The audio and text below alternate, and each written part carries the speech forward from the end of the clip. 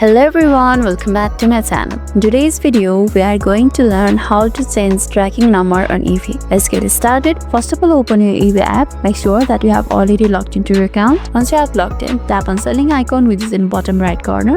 This will open your selling section. On the selling section, you can see orders, and once you open the orders, you can see the section for sold. My order section is empty right now. However, I'll guide you through the process about how to change tracking number on eBay. So after typing on orders, go to the sold section, and here you will see all the items that you have sold. Now find the item which you want to change the tracking number and click on it to open the order details. On the order detail page, you will see the tracking number section.